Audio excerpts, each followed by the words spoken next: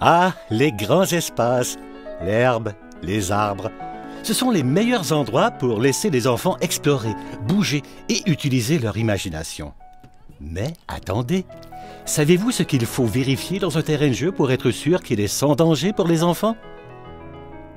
Voici une vidéo sur la sécurité des terrains de jeu. Alors, jouons ensemble à un jeu pour découvrir ce qu'il en est. Le grand défi de la sécurité des enfants vise à aider les gens qui s'occupent d'enfants à découvrir ce qui présente des risques pour la sécurité des enfants dans les terrains de jeu. Nous allons examiner 3 terrains de jeu destinés à des enfants de différents âges. Il est très important de savoir quoi vérifier parce que les chutes dans les terrains de jeu sont la première cause de blessures chez les enfants de 5 à 9 ans. Commençons par examiner un premier terrain de jeu. Vous avez 10 secondes pour trouver les 7 choses qui présentent un risque pour la sécurité des enfants. Êtes-vous prêts? Commencez.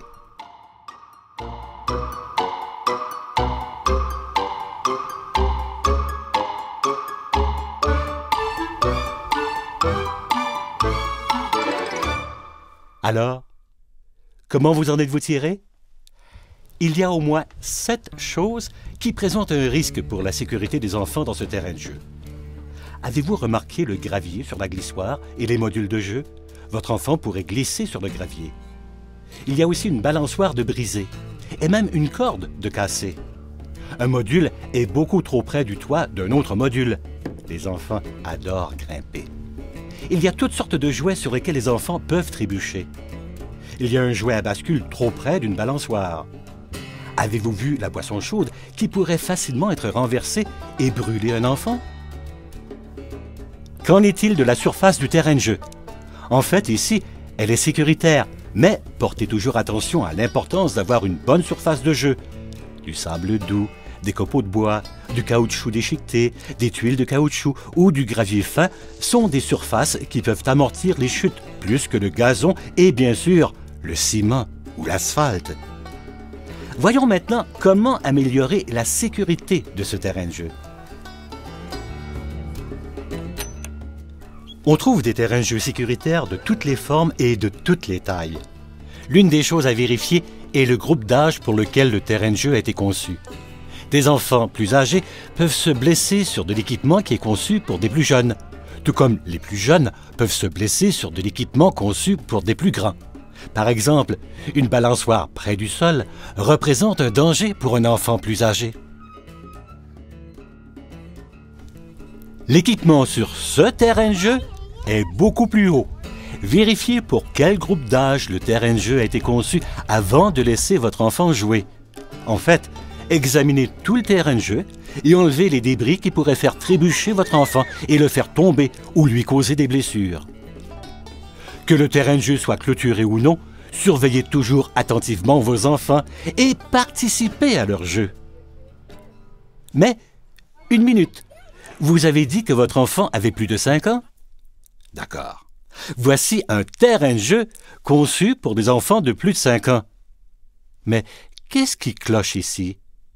Trouvez au moins 3 choses qui présentent un risque pour la sécurité des enfants. Vous avez 10 secondes. Commencez.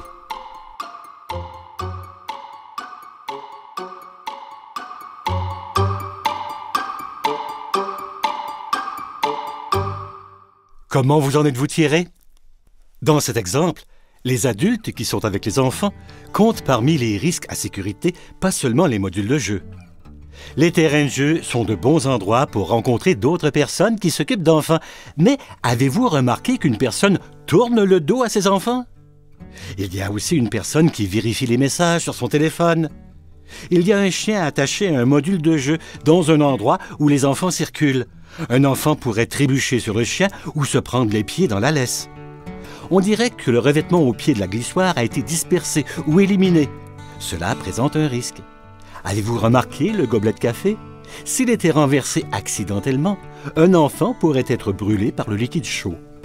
Ce terrain de jeu est vraiment conçu pour des enfants de 5 ans et plus, mais cela ne veut pas dire que la supervision est superflue.